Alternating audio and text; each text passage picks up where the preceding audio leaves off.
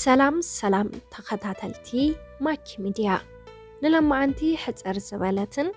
መሳጢትን ዝበልኩ ዋዛንታ ናባኹም ሒዘያ ቀሪበ ኣለኹ ክሳብ መወዳእታ ምሳና ጽንሑ ሰናይ ምክትታል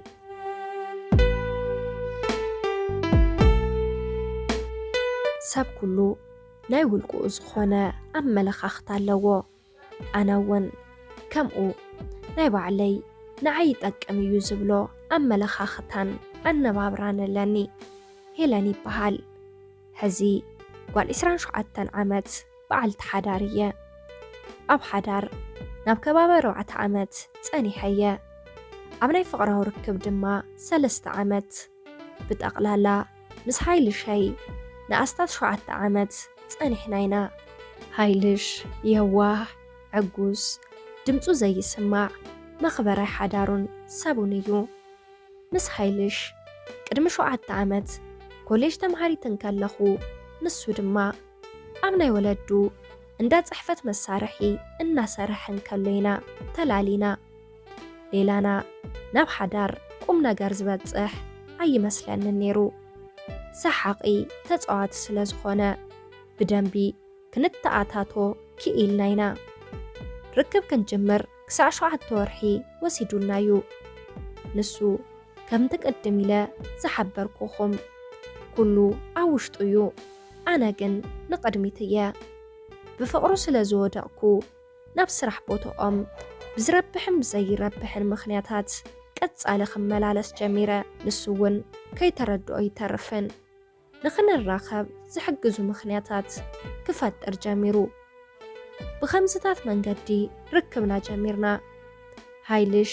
ይሓስበለይ ይሕግዘኒ ይሕጎሰለይ ህይወት ከይትኸብደኒ ሸኽምታት ህይወት ይሽከመለይ ከይጉዳእ ከይወድቕ ከይስበር ጸግዒ ኾነኒ ነይሩ ርክብና ገና ክጅምርን ከሎ ትርር ዝበለ ስምምዕነት ኢና ጌርና ነርና ንሱ እውን ክሳዕ መርዓ ምንም ዓይነት ጾታዊ ርክብ ንኸይንፍጽም ኣነ ክጋገ እንተደኣይለ ንሱ ክመልሰኒ ንሱ ክጋገ እንተይልውን ኣነ ብወገነይ ንኽመልሶ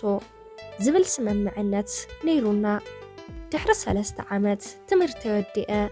በዚ ምኽንያት እቲ ንዓመታት ተጠኒሱ ዝነበረ ፍቕሪ ክልቴና ውልደቱ ኣኺሉ ከም ተወለድና ንሕናን ንምንዮ ዝነበርና ብናይ ቤተ ክርስቲያን ሕጊ ብተኽሊል ተመርዒና ሓዳርና ኣብነታዊ ሓዳር እዩ ኮይኑ ብዙሕ ግዜ ብዙሓት ሰባት እቲ ናይ መጀመርያ ርክብ ናብ ሓዳር ክቕየርን ከሎ እቲ ናይ መጀመርያ ፍቕሪ እውን ብኡኡ ገይሩ እዩ ዝጠፍእ ምንዕዓቕ ዘይምስምዕማዕ ይነግስ ይብሉ ምስ ሃይልሽ ግና ደጋጊመ ሓዳር እንተገበርኩ ዘይናስሓሉ ውሳነ ነይሩ ፍቕርና ካብቲ ናይ ፈለማ እዋን ንላዕሊ ኮይኑ ፍቕርና ዛይዱ ሕዚ ግን ኣነ ፍታሕ ደሌ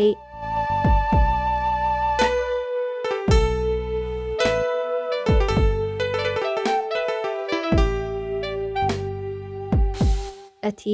ኣብ ሓዳር ጥራሕ ዘይኮነስ ኣብ ህይወትና እውን ጠቃሚ እንብሎ ነገር ምሳየለን ክረኽቦ ይከኣልኩን ጽዒረ ተጸቤ ተዓጊሰ ግና እሞ ኣይከኣልኩን ሃይልሽ ፍቕሩ ከይጉደለ የንብረን ኣሎ እንተ ብጾታዊ ርክብ ግን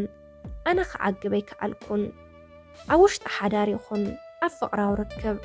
ቀንዲ መሰረታዊ ነገር ምዃኑ ኣዝየ ዝኣምነሉ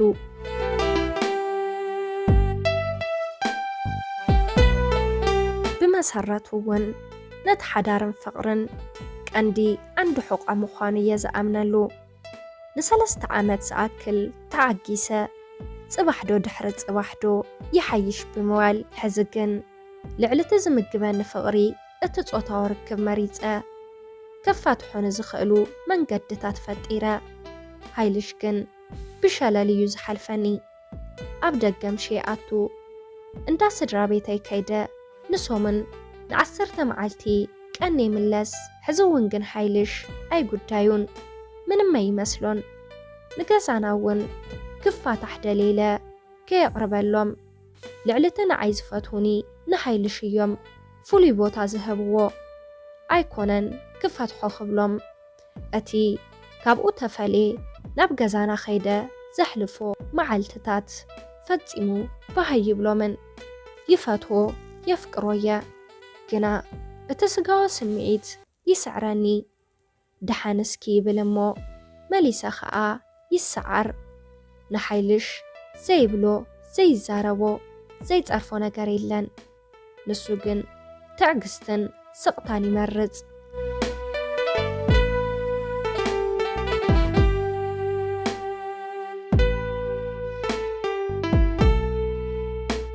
ካሊእ ምስ ሃይልሽ ክንፈላለ ክገብረና ዝኽእል ነገር ኣብ ምሕሳብ እየ ዝርከብ ስጋዊ ስምዒተይ ንኸይቕየመኒ ምስ ሃይልሽ ዝፋታሐሉ መንገዲ የናደለኹ በጃኹም ምስ ሃይልሸይ እንተይ ተቀያየምኩ ምንም ነገር እንተይ ፈጠርኩ ብናቱ መንገዲ ብናቱ ጥፍዓት ዝፍለየሉ መንገዲ ሓብሩኒ በቃ ካብ ፍቕሪ ስጋዊ ስምዒተይ ስለ ዝበለጸኒ ክፈትሖ የደሊ በጃኹም እንታይ ክገብር ከም ዘለኒ ኣማኽሩኒ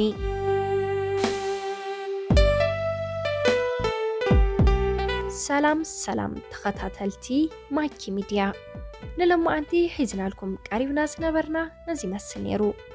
ኣብዚ ዛንታ ሓሳብ ርእይቶ እንተዳሃሊኩም ኣብ ናይ ኮመንት መጽሐፍ ቦታ ሓሳብኩም ክትገድፉልና ትኽእሉ ኢኹም